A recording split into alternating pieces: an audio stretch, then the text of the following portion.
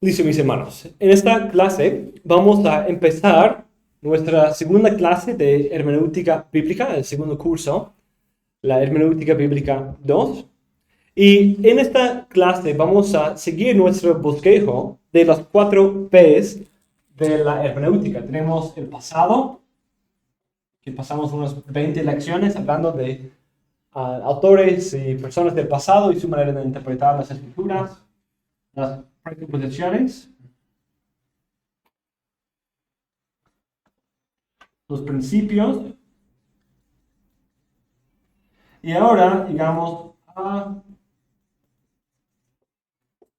la práctica de la hermenéutica. Al final de este curso vamos a hablar también del producto, hablando de su fruto en nuestras vidas, llevándonos a conocer a Dios, adorarle, vivir para Él y esperar en sus promesas. Pero vamos a enfocarnos en la gran mayoría de ese curso en la práctica. Pero antes de hacer una buena práctica de la hermenéutica, y fluyendo de nuestras presuposiciones y principios que nosotros hemos establecido, necesitamos acercarnos a la hermenéutica, a la exégesis, la práctica de la hermenéutica, con un corazón preparado. Necesitamos prepararnos para el estudio de la palabra. Y eso quiero ver en esta clase. Para recordarles, esa es la definición que dimos al principio de nuestro curso. La hermenéutica bíblica es el método para entender, disfrutar y aplicar la Biblia como la palabra de Dios centrada en Cristo, inspirada por el Espíritu, meditando en su forma literaria, contexto histórico, desarrollo de su historia central y relación con todo el canon, con el fin de conocer más al Dios Trino, vivir para Él y confiar en Él con todo nuestro corazón, mente y vida. La hermenéutica es ese estudio de los principios y reglas que vamos a estar considerando en esta clase. Y la exégesis es el poner todo esto por práctica. Entonces, en este curso, especialmente en la parte de la práctica, pueden ver que va a haber una mezcla de eso. Vamos a hablar de principios, pero de ahí estar aplicándolos en ciertos sexos. Y en esta clase y la próxima lección, quiero señalarles 5 cosas, 5 aspectos de una buena lectura y estudio de la Biblia.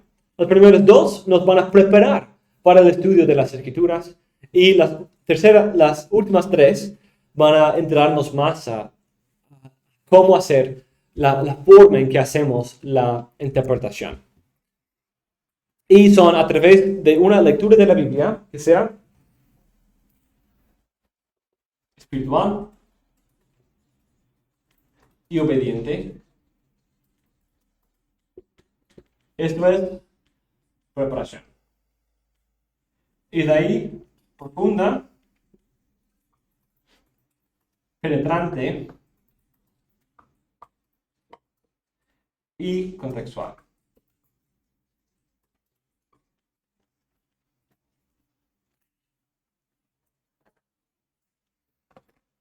Los primeros 2 principios nos muestran cómo debemos prepararnos para cómo hacer la exégesis. Bueno, buena hermenéutica fluye de un buen corazón. Si nuestros corazones no se acercan a la Biblia correctamente, podemos tener poca esperanza de poder sacar buenos frutos del texto de las Escrituras. Leímos ese texto cuando hablamos de la interpretación de Juan Calvino, cuando él dijo: es cierto que la palabra de Dios debe ser tan reverenciada que tratemos dentro de lo posible de no desgajarla con interpretaciones diferentes, pues eso anula en alguna manera su majestad. Principalmente si tal cosa no se hace con gran cuidado y sobriedad. Porque si de hecho es cosa ilícita contaminar lo que está dedicado a Dios, en verdad sería intolerable el que con manos sucias, es decir, profanas, o no estando bien preparadas, de llegar a estropear lo más sagrado que existe en el mundo. Según Calvino aquí, la interpretación correcta depende de un lector con un corazón obediente. El quien quiere interpretar la Biblia tiene que acercarse entendiendo la hermosura y autoridad inherentes de la Biblia. Y debe buscar con toda su fuerza no distraer, sino exaltar esa hermosura y ponerla en despliegue. Entonces debemos buscar tener una vida santa para poder interpretar la Biblia y tener un corazón de reverencia y humildad que quiere expresar lo que la Biblia dice y no regir sobre la Biblia. Calvino presenta esta metáfora de las manos sucias y las manos que no están bien preparadas para tratar con las cosas divinas. Entonces nosotros aquí tenemos el privilegio de estudiar la Biblia, lo más sagrado que existe en el mundo. Siendo la Biblia la palabra de Dios, es como una gota de los cielos.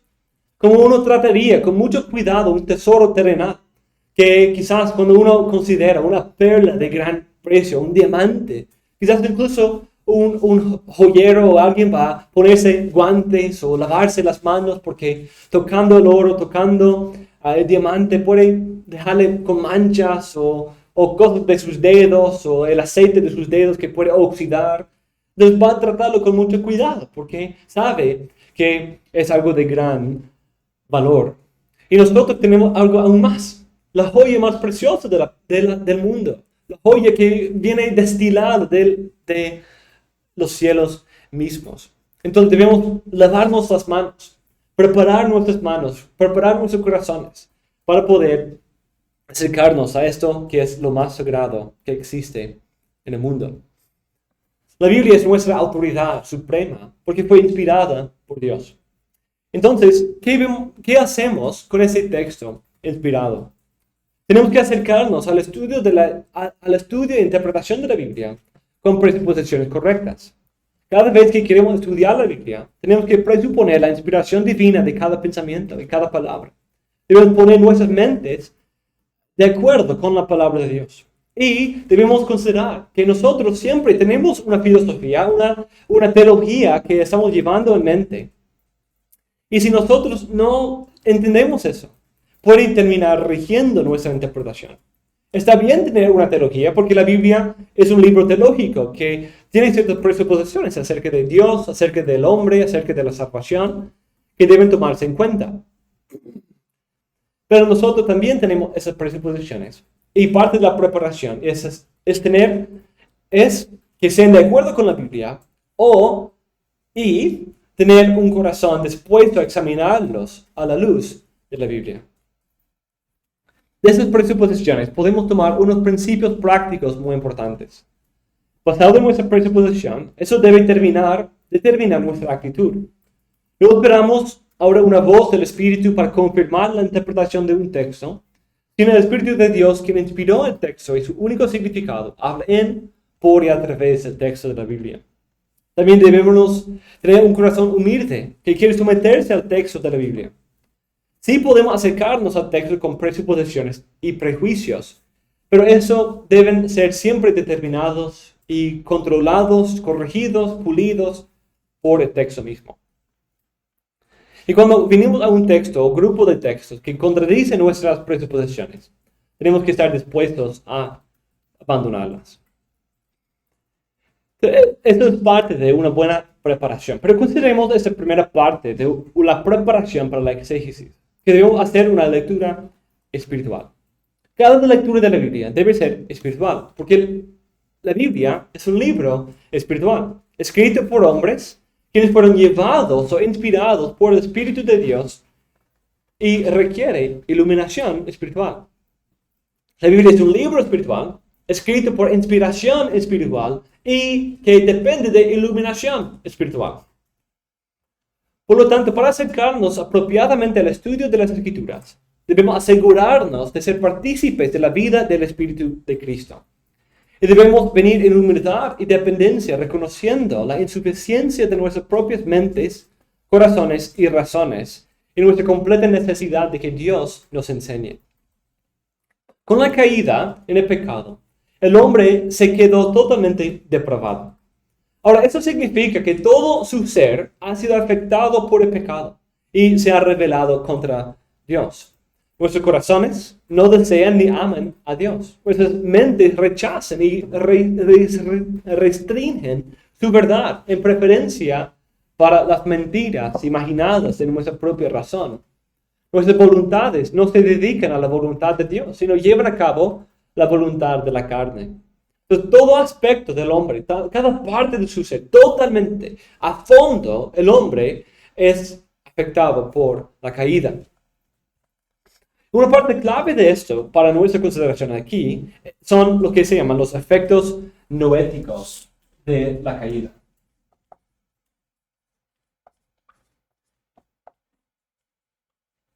Los efectos noéticos. Es decir, los efectos de la caída en nuestras mentes.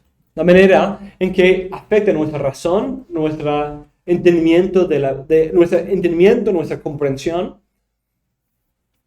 Ese término hace referencia a los efectos de la caída en la mente y razón del hombre. Algunos en la historia, especialmente en la Edad Media, pensaban que la razón fue parte de lo que se retuvo en la caída y que el hombre su razón se quedó completamente intacta después de la caída. Pero la Biblia enseña que nuestras mentes han sido corrompidas por el pecado, con todo nuestro ser. Volviendo a la idea, la depravación total no significa, como normalmente se hace la aclaración, no significa que todo hombre sea tan mal como pudiera ser. Porque hay gravedad y hay gracia común que restringe la maldad de nuestros corazones, que no permite que todos los hombres, y si no fuera así, el mundo sería, pensamos que el mundo está mal ahora. Imagínate si la gracia común fuera quitada. Sería el infierno. Entonces, hay que entender esa realidad. Pero eso no significa que cada hombre, aunque sostenido en cierto nivel de moralidad, dependiendo de su estación y su contexto y el estado endurecido de su corazón, pero aún así todo su ser, corazón, mente, vida, todo, su voluntad, sus afectos, su manera de pensar, su razón, todo ha sido afectado por la caída. El hombre retiene, suprime, rechaza la verdad de Dios. Aunque Dios se ha manifestado claramente en la creación, y el hombre conoce a Dios como parte de su propia conciencia, su pecado le ha hecho opuesto a esa verdad. No es que el hombre natural no puede entender argumentos racionales y lógicos, sino debido a la enemistad de su mente, no puede someterse a la verdad de Dios. No puede amar la verdad, ni hacer que esa verdad sea la regla de su fe y vida. Pablo dice que ellos retienen la verdad en injusticia, Romanos 1:18. Y dice que aunque conocían a Dios, no le honraron como a Dios, en versículo 21.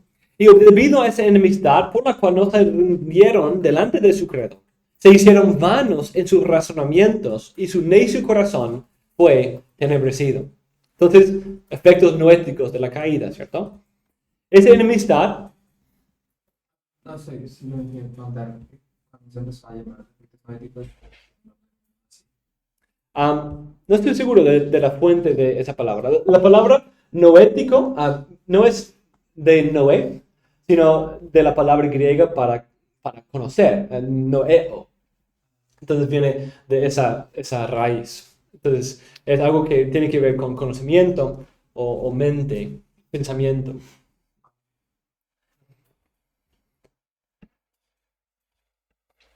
Esta enemistad lleva al hombre a confiar en su propia sabiduría, buscando, de hecho, en un sentido, la caída misma fue una tentación de la mente, ¿cierto? ¿Cierto? ¿Qué fue la tentación? ¿Coger qué? El fruto del árbol del conocimiento del bien y del mal. Era una búsqueda de conocimiento que Dios no le había dado. Era pensar que yo conozco mejor que Dios, que mi mente puede alcanzar el nivel de Dios.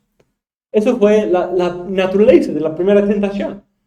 Entonces, el pensar que la razón, que la mente no ha sido afectada por la caída, es completamente mal entender el texto, porque el texto está presentando la mente como la parte quizás principalmente afectada por la caída. Aunque todo el ser es afectado. Y al afectar la mente, también afecta el corazón, afecta los afectos. Esa enemistad, al confiar en su propia sabiduría, Romanos dice que profesando ser sabios, se volvieron necios. La única manera de alcanzar la sabiduría no es rebelión contra Dios. Esa es la mejor manera de alcanzar la necedad. Pero para alcanzar la sabiduría, uno se somete a Dios o teme a Dios. Debido a la corrupción del corazón y mente por el pecado, todo lo que fluye del hombre es corrupción. Pablo dice, todas las cosas son puras para los puros, mas para los corrompidos e incrédulos nada es puro, sino que tanto su mente como su conciencia están corrompidas. Todos esos efectos terribles en la mente y pensamiento del hombre son expresados en el contexto de su consideración de las cosas terrenales. Ese es el contexto de Romanos 1.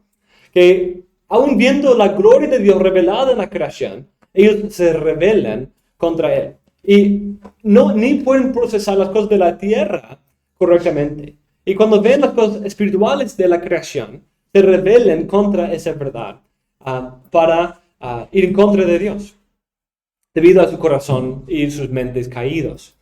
Pero cuanto más ese corazón está entenebrecido para no entender realidades celestiales, si ni puede entender a Dios en las cosas reveladas a su alrededor, cuanto menos puede entender las cosas reveladas desde los cielos. El Evangelio revelado en las Escrituras es el misterio de la sabiduría oculta de Dios. En 1 Corintios 2:7 es el misterio de la sabiduría oculta de Dios, que los hombres no han entendido ni pueden entender. Esas cosas gloriosas que no ha entrado al ojo del hombre, ni se ha oído con el oído, ni se ha entrado en su imaginación, son las cosas que Dios ha revelado a través de su Espíritu Santo en las Escrituras y que son predicadas por los predicadores a través de la ayuda del Espíritu Santo. Sí. Cuando pensamos en esto de la caída, quiero hablar también. Cuando vemos las culturas, generalmente siempre están buscando a Dios. Es a causa del pecado y la transgresión que no pueden contemplar a Dios mismo, pues el corazón que desea no adorar a ese Dios y adorar otra cosa. O sea, porque vemos una búsqueda hacia algo superior. Sí. Entonces, podríamos decir es un deseo por Dios, pero a causa de su pecado, porque cuando hablamos de la enemistad, el aborrecimiento que el corazón del hombre tiene hacia Dios, sí, y prefiere glorificar, porque esa manera lo presenta Pablo, quiere glorificar a las personas que hagas. Entonces, es a causa de su enemistad que desea glorificar a otro, es por causa de su oscurecimiento que no puede ver a Dios. Pues la manera en que Pablo lo presenta en Romanos 1 es que conociendo a Dios, o las cosas que son conocibles acerca de Dios, los ha hecho evidentes en la creación, a través de las cosas creadas. Entonces la realidad de su oscurecimiento no es necesariamente que no pueden ver la realidad de Dios, o sus atributos divinos revelados en la creación.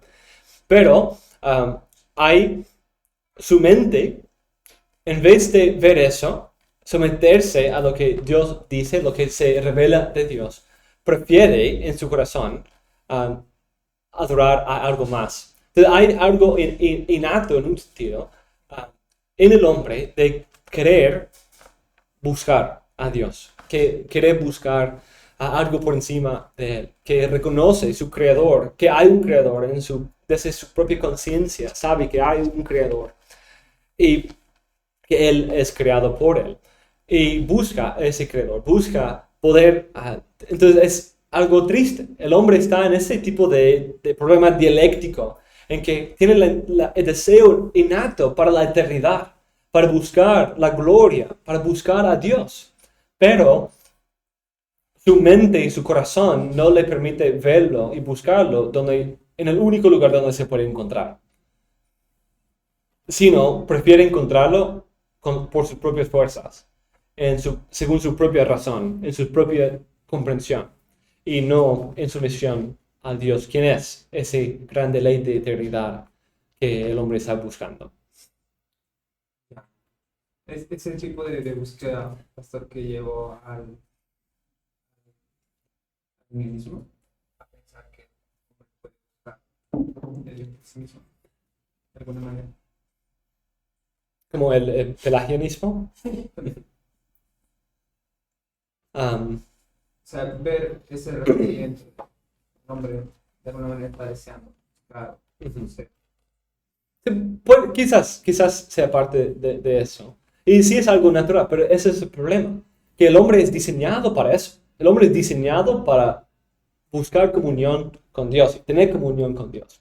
Entonces, por eso, como Agustín dijo, el hombre, su alma no descansa hasta que descansa en ti. Entonces, el alma no está quieta, no llega a quietarse, a encontrar lo que está buscando hasta que encuentre a Dios. Porque el hombre ha sido diseñado para buscar. El libro de Pastor Jeff, La búsqueda de la gloria, también habla de esa idea, de que el hombre está buscando gloria, buscando felicidad, y son búsquedas legítimas, ser amado. Es una búsqueda legítima a que Dios ha diseñado, pero los hombres lo buscan como los fines y no buscan a Dios como el fin. Busquen los medios como el fin, busquen su felicidad en la tierra, en las cosas de la creación, en el dinero, en sexo, en otras cosas, y no lo busquen en Dios, quien es el creador, quien diseñó esas cosas para ser señales que nos apuntan a Él. Entonces, el hombre prefiere las cosas creadas, prefiere un sistema conforme a su propia razón, no por algo innato. Eso es lo antinatural, eso es lo que va en contra del diseño del hombre.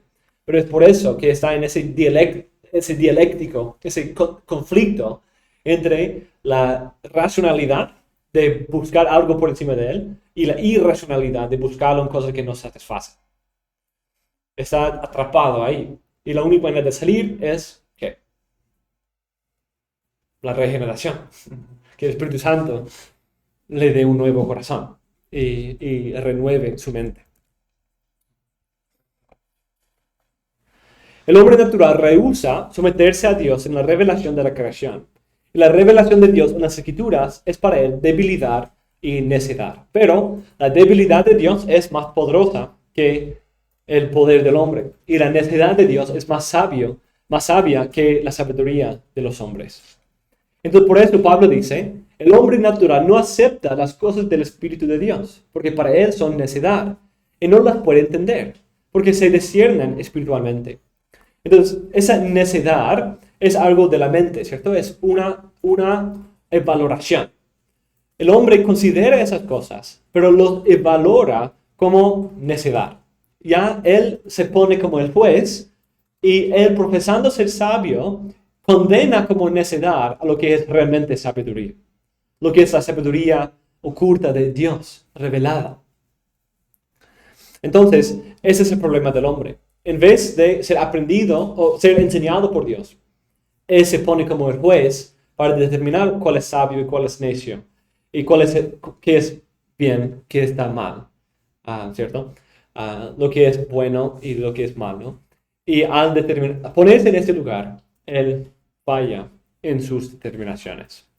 Y da valor a lo que no es de valor. Y menosprecia lo que es realmente de valor. No las puede entender porque se disciernen espiritualmente. Hay que leer de manera espiritual. Eso es lo que estamos diciendo. En cambio, el que es espiritual juzga todas las cosas, pero él no es juzgado por nadie. Porque ¿quién ha conocido la mente del Señor para que le instruya? Pues nosotros tenemos la mente de Cristo. Es algo muy interesante. Pablo dice, ¿quién ha conocido la mente del Señor para que le instruya? Pues a esta pregunta en particular, la respuesta es nadie, ¿cierto? Porque nadie instruye al Señor, puede instruir al Señor. Pero en cuanto a la pregunta, ¿quién ha conocido la mente del Señor? Sí da una respuesta afirmativa. Nosotros tenemos la mente de Cristo porque tenemos a su Espíritu. Quien conoce, quien interpenetra al Padre, al Hijo perfectamente y conoce su mente y nos puede dar a conocer esos pensamientos ocultos. En este contexto de la sabiduría divina en el Evangelio, aquí Pablo demuestra que ningún hombre natural puede entender las cosas del Espíritu. La creación es la revelación de Dios que Él hizo evidente, que hace evidente a Dios a los hombres. Pero debido al pecado, el hombre rechaza esa verdad y no se somete a Dios para honrarle y glorificarle. Pero tampoco puede recibir las cosas reveladas por el Espíritu en las Escrituras. Para recibir las gloriosas revelaciones del Espíritu, o para entender la gloria de Dios revelada en la creación y responder correctamente a ella, necesitamos una obra interna del Espíritu Santo. Esas cosas son tan gloriosas y elevadas por encima de nosotros, pero el Espíritu Santo conoce perfectamente la mente del Padre y puede revelar sus pensamientos a nosotros en su palabra y puede iluminar esas verdades al creyente por venir a morar en él. Nosotros hemos recibido la mente de Dios en nuestro seno para ser nuestra guía y maestro para entender la Biblia y vivir conforme a ella en nuestro mundo. Esa es la enseñanza de nuestro Señor Jesús, ¿cierto? En Juan 3, que para ver cosas espirituales y celestiales como las que son reveladas en las Escrituras, ¿qué necesitamos hacer? Tenemos que nacer de nuevo. Tenemos que tener esa obra interna del Espíritu Santo en nuestros corazones para poder ver las cosas celestiales. Entonces, el hombre es carnal y siendo carnal no aprecia las cosas del Espíritu, porque el Espíritu y la carne están en pelea. Pero cuando uno nace de nuevo, tiene ese nuevo poder, nueva naturaleza, por la cual él puede entender las cosas del Señor, porque tiene ahora la mente de Cristo morando en él. Como hemos hablado, aquí Jesús, nuestro Señor, pudo haber criticado a Nicodemo de varias maneras, ¿cierto? Por no entender su referencia a Ezequiel 36, el uso de la intertextualidad y alusiones. No entendió correctamente el uso de una figura o lenguaje figurativo, también una razón por criticarle. Pero él señala la parte principal. Esas herramientas son útiles, pero la parte clave de lo que le hacía falta a Nicodemo fue un nuevo nacimiento por el Espíritu Santo. Un autor, Daniel Timmer, dice: puesto que la razón humana autónoma, es decir, antes de la fe y el arrepentimiento, es incapaz de comprender la verdad divina, y puesto que la comprensión adecuada de la autorrevelación de Dios antes y después de la encarnación depende de que Él ilumine el corazón y la mente del lector, la interpretación adecuada implica la renuncia a la autonomía humana y una humilde disposición a ser enseñado por Dios a través de su palabra. Esa es una parte clave de una lectura espiritual. Y eso vamos a ver aún más en la idea de la obediencia. Pero una lectura espiritual nos lleva a rendir las ideas de nuestra carne y someternos a que el Espíritu Santo nos instruya. Necesitamos una obra interna para limpiar la mente antes de poder entender la verdad de Dios. En primer lugar, esto significa que necesitamos la regeneración. Necesitamos ser nuevas criaturas y ser trasladados del reino de tinieblas al reino de su luz admirable si queremos ver la luz de su palabra. Necesitamos la obra de la regeneración. Esta obra de regeneración remueve esa enemistad natural que nos llevaba a rechazar la gloria de Dios revelada en creación y escritura. Solo con esta obra del Espíritu Santo es posible entender correctamente las Escrituras. Pero hacemos la pregunta: ¿no hay muchos eruditos inconversos que conocen mucho acerca de las Escrituras? Quizás incluso mejor que nosotros. Parece ser el caso, y hay muchos casos así. Pero hay una gran diferencia entre el conocer y poder explicar las figuras de las Escrituras, sus estructuras, su idioma, su contexto histórico, y el poder someterse la mente a la verdad, el corazón ser encendido con amor por Dios y el doblegarse la voluntad a sus mandatos. ¿Ven la diferencia, cierto? Uno es algo distante, desconectado, interpretándolo como si fuera simplemente un libro antiguo de Israel. El otro es interpretarlo como la palabra de Dios hablada en nuestras almas. Y uno es una interpretación bíblica y la otra solo parcial. Es parte, entender el contexto original, la historia, esas cosas son importantes. Entonces, esos recursos incluso pueden enseñarnos algo.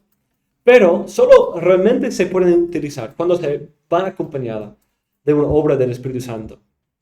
La interpretación correcta de las Escrituras no termina con simplemente poder poner en nuestras propias palabras el sentido de un pasaje, sino cuando el Espíritu Santo ha obrado en nosotros para someter nuestras mentes a ella, encender nuestros corazones con amor por Dios y nuestro prójimo, y someter nuestras voluntades a sus mandatos para obedecerlo. Otros pasajes también afirman esa necesidad de un cambio interno del intérprete antes de entender bien la palabra de Dios. El salmista expresa esa realidad en forma de oración. Quita de mí el camino de la mentira. En tu bondad concédeme tu ley. Eso es algo, oh Señor, yo necesito que tú hagas esto. Si yo tengo esperanza, para que tenga esperanza de poder cumplir tu ley. En otro lugar, él dice, me has vivificado, me has hecho nuevo. Entonces, por eso me aferro a tus mandatos. Jamás me olvidaré de tus preceptos, porque por ellos me has vivificado. Uno dice, oh Señor, necesito esa obra, necesito que tú obres en mí para poder entender mejor tu palabra y aplicarla. Pero el otro dice, me dedico a tu palabra, ¿por qué me has vivificado?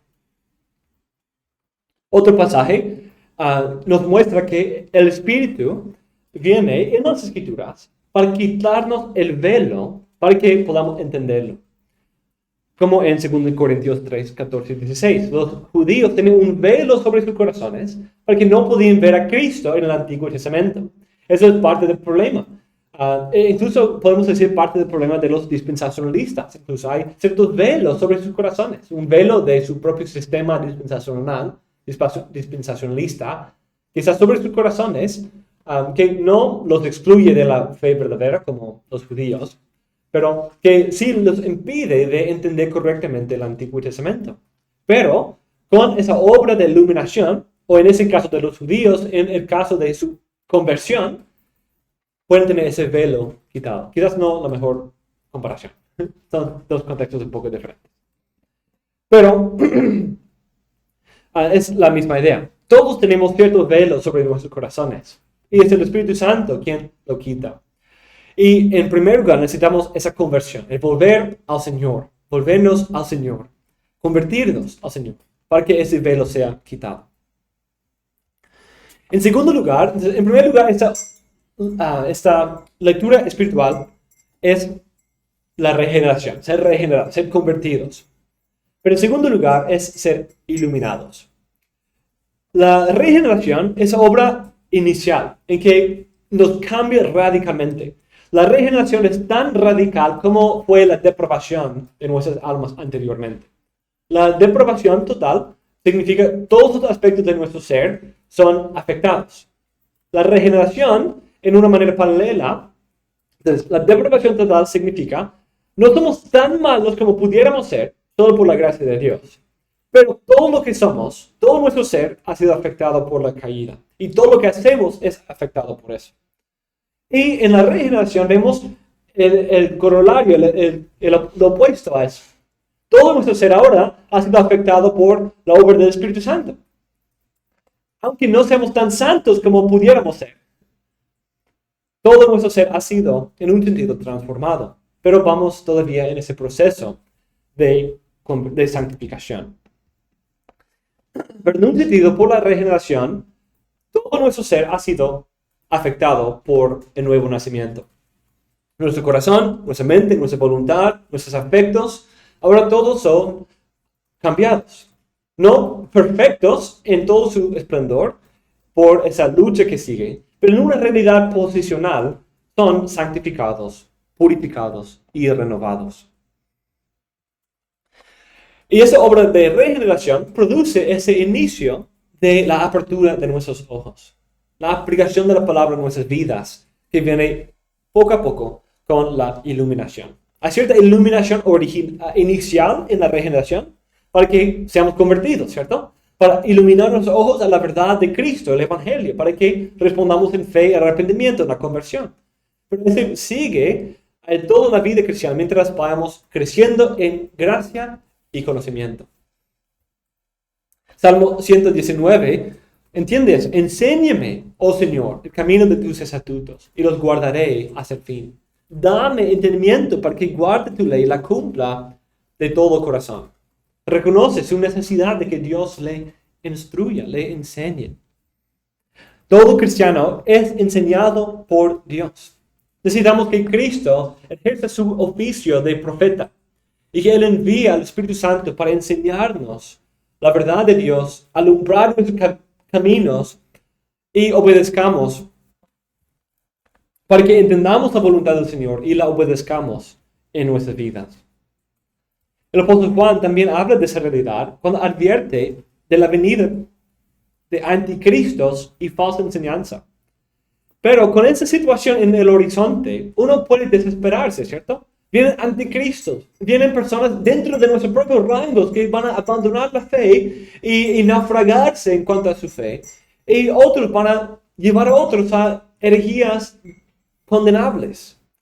Pero él no se desmaya, no se desespera, sino él está asegurado y firme porque él sabe que el creyente verdadero tiene, ¿qué?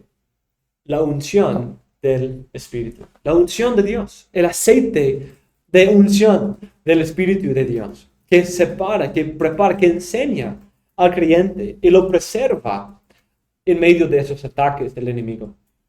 Y cuando vosotros, la unción que recibisteis de Él, permanece en vosotros, y no tenéis necesidad de que nadie os enseñe.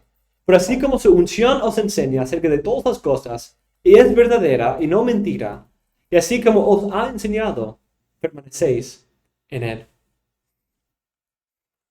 Entonces, hemos recibido una unción que es el Espíritu. Y Él permanece en nosotros. Y va a permanecer hasta el fin. Y por eso Él nos va a seguir enseñando, instruyendo, perfeccionando, guardando hasta el fin. Y nos manda a nosotros a permanecer en Él. También vemos el ejemplo de Cristo. Que Cristo habló con tanta claridad a los discípulos en Emaús de todas las cosas acerca de Él en el Antiguo Testamento.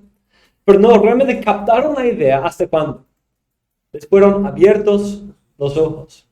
Les fueron abiertos los ojos. Esa es también la misma realidad de lo que nosotros necesitamos en esta obra de la exégesis. Al entender esa necesidad del Espíritu, una parte importantísima de nuestra interpretación es la oración. La oración. Debemos orar. Pablo nos da un ejemplo de oración en Efesios 1, 17 a 21. Pidiendo que Dios de nuestro Señor Jesucristo, el Padre de gloria, os dé espíritu de sabiduría y de revelación en un mejor conocimiento de Él.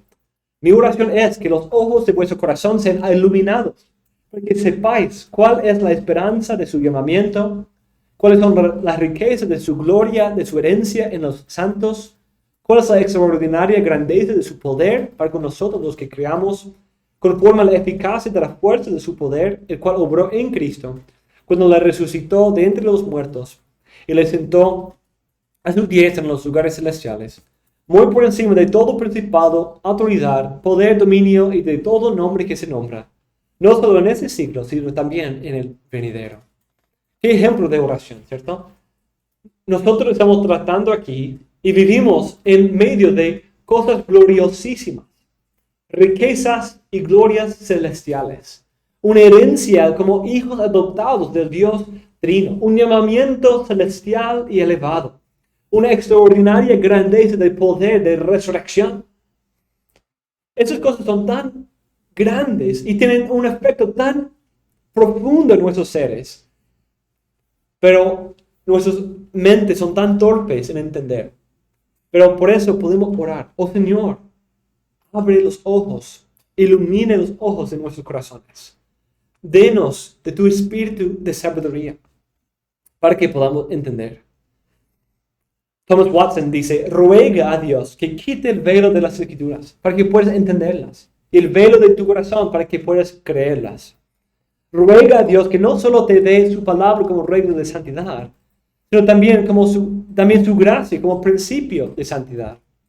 Implora la guía del Espíritu de Dios. Aunque el barco tenga una brújula para navegar y provisiones, sin embargo, sin un vendaval de viento no puede navegar. Aunque tengamos la palabra escrita como nuestra brújula para navegar, y hagamos uso de nuestros esfuerzos como las provisiones, sin embargo, a menos que el Espíritu de Dios sople sobre nosotros, no podemos navegar con provecho. Podemos orar como el salmista, pidiendo al Señor, ilumina, abre nuestros ojos para que vea las maravillas de tu ley. Dependemos completamente de Él. Eso es la manera por la cual Dios ha diseñado que entendamos las Escrituras, la oratio. Debido a la necesidad del Espíritu Santo, debemos empezar pidiendo al Señor que nos ilumine su palabra. Y podemos dar muchas gracias que Cristo ha dicho, pues si vosotros siendo malos sabéis dar buenas dádivas a vuestros hijos, cuánto más vuestro Padre Celestial dará el Espíritu Santo a los que se lo pidan. Si necesitamos del Espíritu de Dios para entender las Escrituras, qué gloriosa esa promesa, ¿cierto? El Padre ha prometido al pedir y solicitar, Señor, por favor, necesito de tu Espíritu Santo para mi vida, para entender tu palabra. Ha prometido dárselo. Y la Biblia, siendo la sabiduría oculta de Dios, enseñada por el Espíritu Santo, podemos dar gracias por esta promesa también. Si alguno de vosotros se ve falto de sabiduría, que la pida a Dios, el cual da a todos abundantemente sin reproche, y le será dado. Hay un gran peligro en acercarnos a la Biblia sin la oración. John Owen dice, aquellos que intenten interpretar las Escrituras de manera solemne, sin invocar a Dios para ser enseñados e instruidos por su Espíritu, es una autoprovocación para Él. Ni esperaré al descubrimiento de la verdad de alguien que tan orgullosa e ignorantemente se involucra en una obra tan superior a su capacidad de gestión. Entonces, debido a la naturaleza de la Biblia, como la palabra del Padre acerca del Hijo a través del Espíritu Santo, es una obra espiritual y requiere una interpretación espiritual. Entonces debemos ir con humildad, con dependencia, buscando en dependencia del Espíritu Santo, que nos ilumine, que nos transforme y que nuestras mentes sean renovadas con su poder de regeneración. Eso nos lleva a la segunda parte. Ahora la lectura obediente.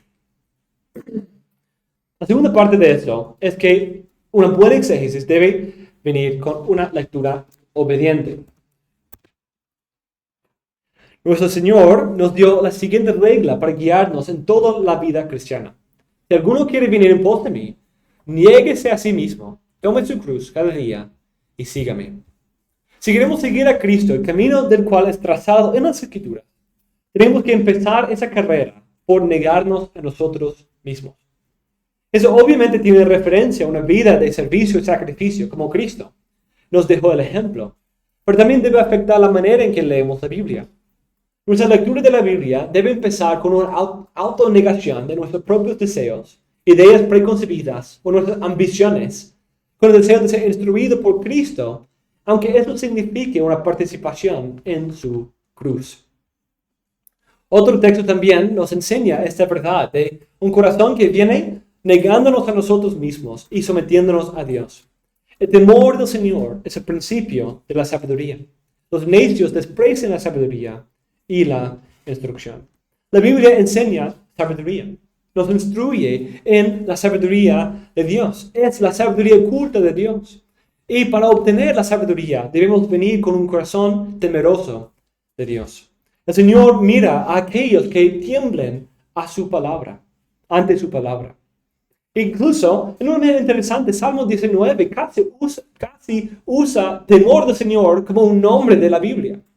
Habla de la ley de Dios, los mandamientos de Jehová, los juicios, los preceptos, el testimonio del Señor. Y dice el temor del Señor, entre esos nombres que da a la Biblia.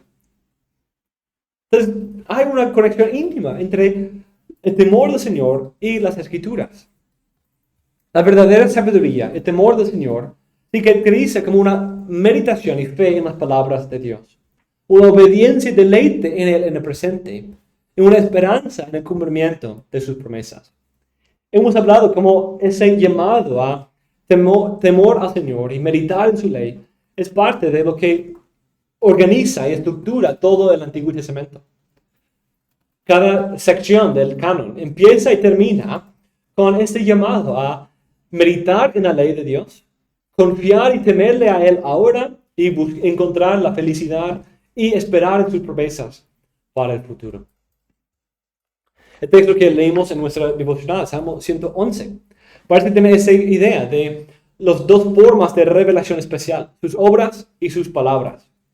Tanto sus obras como sus palabras revelan la gloria de nuestro Dios y deben evocar una respuesta de adoración en los creyentes. Ese salmo termina con esa afirmación. El principio de la sabiduría es el temor del Señor.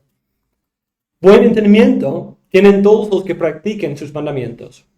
Su alabanza permanece para siempre. Aquí el salmista hace referencia a esa afirmación de la necesidad primordial del temor del Señor.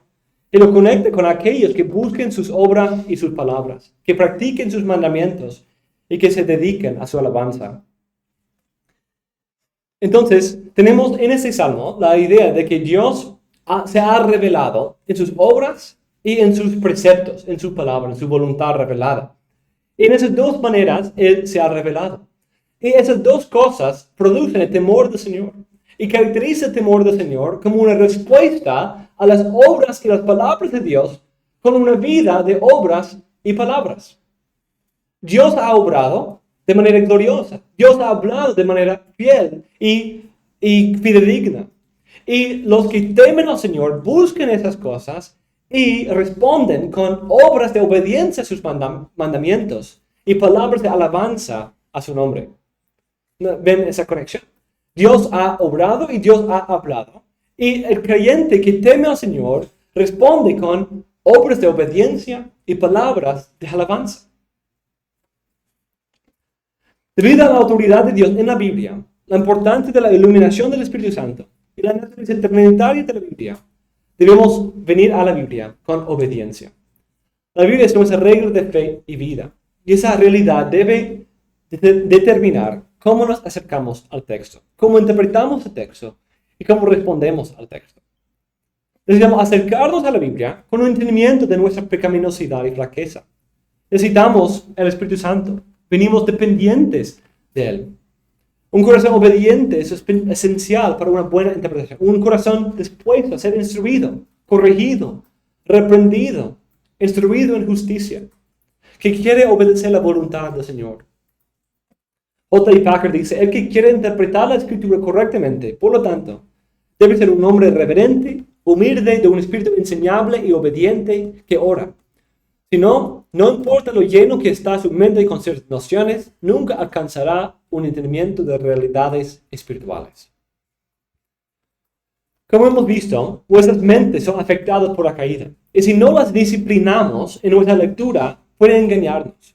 Podemos terminar imponiendo nuestras propias ideas en las Escrituras, torciendo las Escrituras para que estén de acuerdo con nuestros propios deseos, rechazando algo verdadero que vaya por encima de nuestra razón humana, descuidando algunas partes de las Escrituras por no poder conciliarlas, encontrando justificación por nuestros pecados, errores en lugares ocultos y menos claros de las Escrituras, y muchos otros peligros terribles. Por lo tanto, debemos considerar nuestras propias ideas y hacerles comparecerse para una examinación profunda de su salud y estado ante la clínica de las Escrituras. Y al encontrar cualquiera de ellas en contradicción a las Escrituras, debemos pedir la ayuda del Espíritu Santo para mortificar esos pensamientos pecaminosos y mentirosos. Thomas Watson recomienda 2 pasos para disciplinar nuestros pensamientos en obediencia a la palabra de Dios. 1, en reunir nuestros pensamientos para que se ocupen de la solemne obra que estamos llevando a cabo. Los pensamientos son rezagados, por lo tanto, reúnelos. Es decir, cuando nos acercamos a las Escrituras, quizás nuestra mente esté en muchas cosas, esté en diversas cosas, diversos pensamientos. Debemos reunirlos y organizarlos para decir que vamos a ser instruidos, examinados por la palabra de Dios. Y 2, en purgar o podar aquellos afectos inmundos que nos indisponen a la lectura. Antes de llegar al agua de la vida, desechemos el veneno de los afectos impuros. Muchos vienen precipitadamente a la lectura de la palabra, y no es de extrañar que si vienen sin preparación, se vayan sin provecho. Ese tipo de lectura obediente fluye como un fruto natural, inevitable de una lectura espiritual. Es esa obra de regeneración espiritual que nos hace deseosos de corregir nuestras propias ideas y caminos con la verdad y delicia de la palabra de Dios. La importancia de un intérprete obediente era una idea que los padres de la iglesia entendían también. Unos autores dijeron, En desacuerdo con la mayoría de los intelectualistas modernos, los padres de la iglesia reconocieron que una buena interpretación probablemente iba a fluir de una buena persona. Agustín también dice, la mente debe ser limpiada para que pueda ver luz divina y aferrarse a ella cuando la vea. Para entender la Biblia, tenemos que ser ya formados por la Biblia en la regeneración y después de ser aún más formados por la Biblia para la santificación. A ser sacados de la mina de la Biblia a través del Espíritu Santo, que nos hace nacer de nuevo por la palabra de verdad. Debemos poner nuestras mentes, corazones y vidas en el crisol de la Biblia para que cualquier impureza remanente sea refinada y purificada. Ante los ojos de Dios, el mejor intérprete no es un erudito experto en la historia del primer siglo, sino un alma convertida, aún un recién convertido. Nuestro Señor enseña ese principio en el texto de Juan 3 que vimos. Necesitaba la regeneración.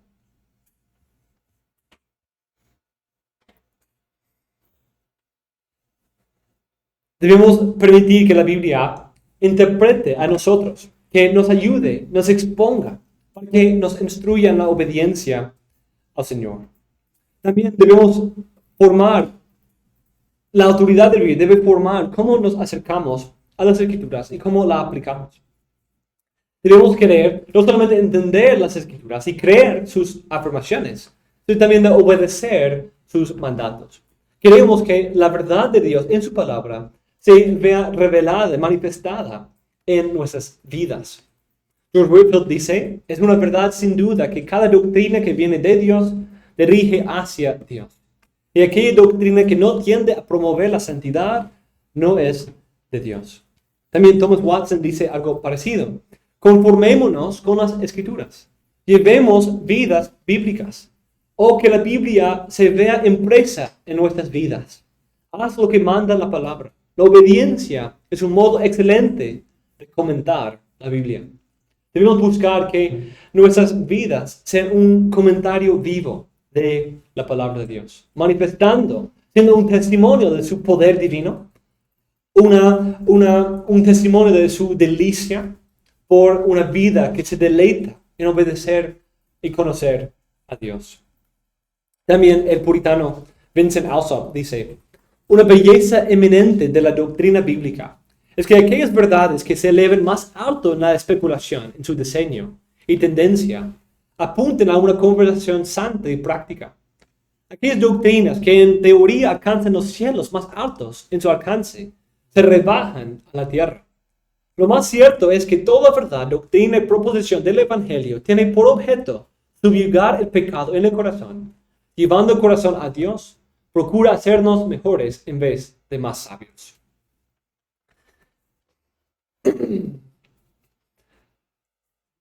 Necesitamos acercarnos a las Escrituras con obediencia, obedeciendo al Señor lo que ya nos ha enseñado, para que nos pueda enseñar más. No siendo malos administradores, recibiendo mucho, pero escondiéndolo por ahí, ¿cierto? Como el que recibió un talento. Sino queremos ser fieles y incorporar en nuestro negocio los talentos que el Señor nos va dando. Mientras nos vaya dando más talentos, más información, más luz de su palabra, la meta es, vamos a usar ese capital en nuestro negocio, en nuestra vida.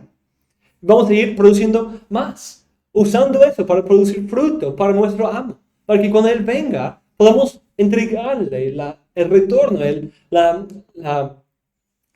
pago, la recompensa por el buen uso, los intereses de su inversión.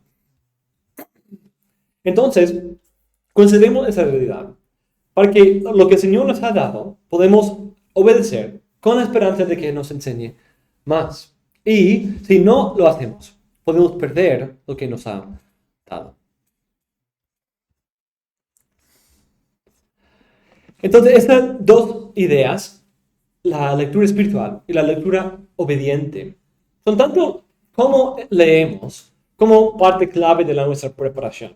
Una preparación de humildad que en dependencia del Señor pide al Espíritu Santo para iluminar. Dice, mi mente no es suficiente para esto. No soy suficiente para excavar el oro celestial que Dios ha puesto en su palabra. Sino necesito la ayuda del Espíritu Santo. Y un corazón humilde y obediente diciendo, oh Señor, yo quiero ser corregido por ti, tanto en mis ideas como en mis prácticas, y quiero ser instruido en el camino correcto. Pero necesito de ti. Un ejemplo de oración que puede servir en esto sería algo así. Dios, Padre, Hijo y Espíritu, vengo delante de tu trono de gracia, cubierto en la justicia de Cristo, lavado en su sangre. No soy suficiente para esta gran obra de estudiar e interpretar tu palabra. Dependo de la obra de tu Espíritu Santo. Perdóname por no haber obedecido tus mandamientos y no haber creído tus enseñanzas y promesas. Lava mi alma por tu Espíritu y abre mis ojos para ver las maravillas de tu palabra. Ilumina mi alma para ver mi pecado y lo malo que sigue en mi ser, y santifícame según tu palabra. Ilumina mis ojos para entender tus verdades, obedecer tus mandamientos, enseñarla a otros y conformar mi vida entera a tu palabra. Por la luz de tu palabra, ayúdame en tiempos de prosperidad, recordar que mi hogar está en los cielos contigo. Y en tiempos de tribulación, recordar que mi esperanza solo se encuentra en Cristo. Que tu palabra puede encontrar una morada perpetua en mi mente y corazón. Y que mi estudio de tu palabra siga produciendo un aprecio por tu palabra. Que la vea como más valiosa que el oro, lo mejor que se puede encontrar en este mundo. Que tú seas glorificado en mi interpretación de tu palabra. En el nombre de Cristo Jesús.